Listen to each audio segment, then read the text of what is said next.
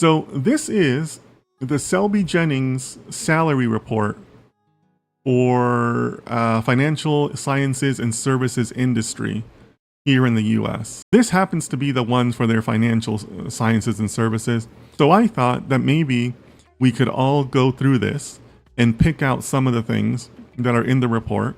It's a lot shorter than I had anticipated. Usually they're much better about providing more tables and more data. But I want to kind of get your takes on it. And also just to kind of maybe compare to how it is in your country, or how the recruiting process is in other parts of the world, or even just in your region, right? It might be different. So you guys with me on this? We're going to go through it. I'm going to pick out things that jump out at me. If there's things that jump out at you, let me know.